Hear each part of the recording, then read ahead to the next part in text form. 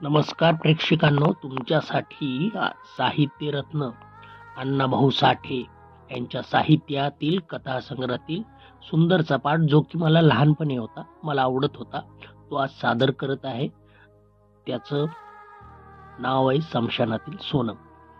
अण्णाभाऊ यांच्या विविध कादंबऱ्या होत्या, त्यांचं साहित्य होतं, ते तुमच्यापर्यंत पोहोचवण्याचा हा एक निष्पाप मनानं केला आहे. तू चॅनलला सबस्क्राईब करा, बेल आयकॉनवर क्लिक करा आणि शेअर करा.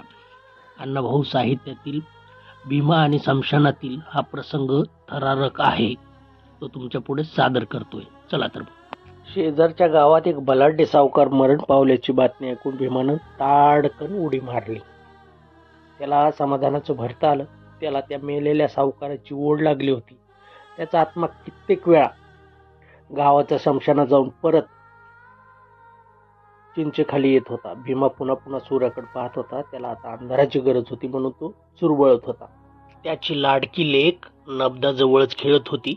बायको घरात भाकरी थापत होती.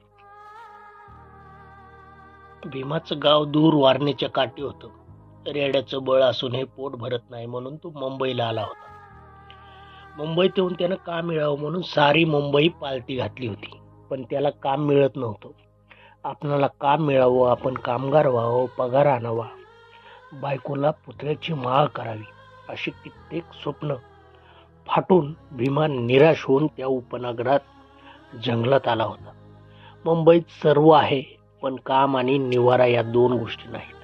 त्यामुळे त्याला मुंबईचा राग आला होता आणि त्याला उपनगरात येता शेजारच्या डोंगरात एका खाणीत त्याला कामही मिळालं होतं.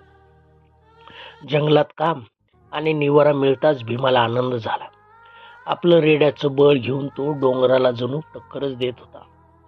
त्यानं टिकाव घेताच डोंगर मागं सरकत होतं. त्यानं सुटकी उचलताच काळे पाषाण तोंड पसरत होते. त्यामुळे कंत्राटदार त्याच्यावर खूप खुश होता आणि भीमाही संतुष्ट होता. परंतु 6च महिन्यात ती खाण बंद पडली आणि भीमावर बेकाराची कुऱ्हाड कोसळली. तो एका सकाळी कामावर रुजू झाला आणि लगेच त्याला समजले की आजपासून खाण बंद झाली, आपलं काम सुटलं. ही वार्ता ऐकून भीमा भांबावला. उपासमार त्याच्या पुढे नाचू लागली. त्याला क्षणात तो विवेचनाच्या डोहात बुडाला. आता उद्या काय, हा एकच प्रश्न तो स्वतःला विचारू लागला. अंगातील कपडं काखेत दाबून भीमा घरी निघाला होता. तो काय ओढ्यावर थांबला. त्यानं तिथं आंघोळ केली आणि उद्विग्न मनस्थितीत तो घराकडे फिरला. तोच त्याची नजर एका राखेच्या ढिगारावर स्थिरावली. ती राख माड्याची होती. जळकी हाडं सर्वत्र पसरली होती.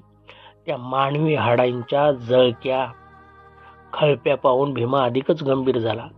एखादं बेकार असेल विचार, कंटाळूच मेला असेल, सुटला असेल एकदाच, असं मनाला सांगू लागला. आपण हे असेच मरणार. 2च दिवसात उपासमार सुरू.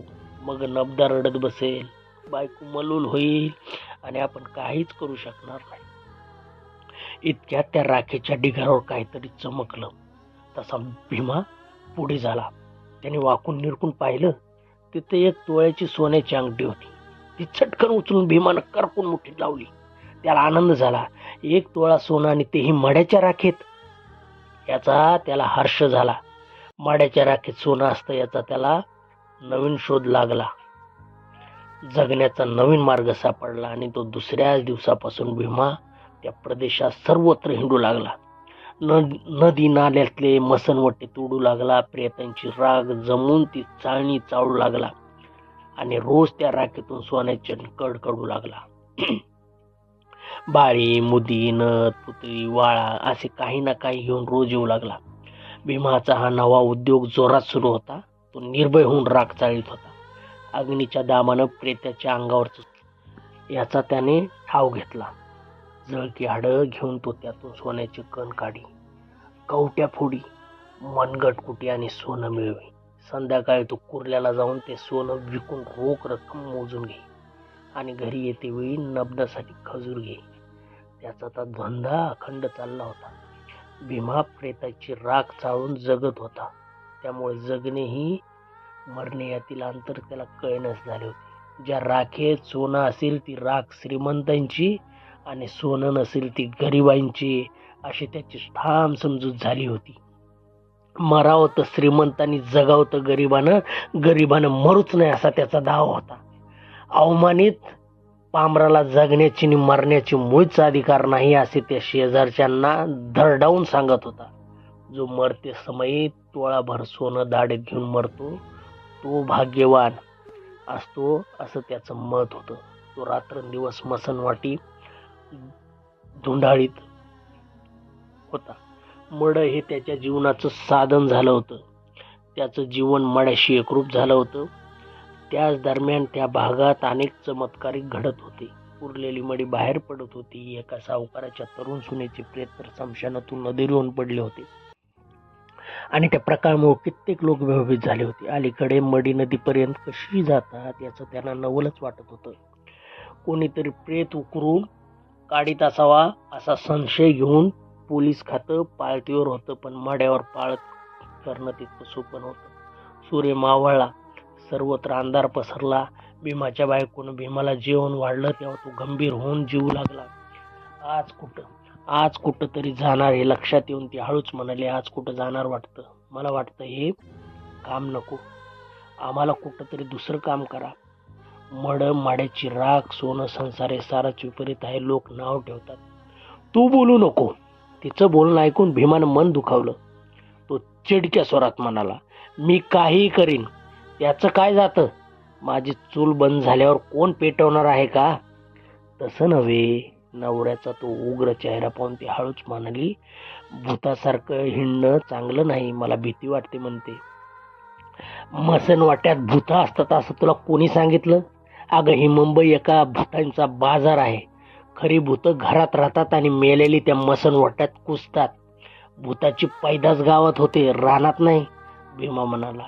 त्याचं हे बोलणं ऐकून ती गप्प झाली आणि भीमाने निघण्याची तयारी केली. ती गरकून म्हणाला, मुंबईत चालवून मला काम मिळालं नाही, पण माड्याशी राख चाळून सोनं मिळालं. डोंगर फोडला तेव्हा 2 रुपये दिले मला, पण आता सहज ती राख मला 10 रुपये देते. असं म्हणून तो घराबाहेर पडला. तेव्हा बरीच रात्र झाली होती. सर्वत्र निशब्द शांतता नांदत होती आणि भीमा निघाला होता. तो अंधारात निघाला होता. त्याने डोक्याला टप्पर बांधली होती, वर पोत्याची खोळ घेतली होती आणि कंबर बांधली होती. एक आणीदार पहार घेऊन तो ढेगा टाकीत होता. त्याच्या सभोवताली घोर अंधार थैमान घालीत होता. त्याला कसलीही भीती वाटत नव्हती.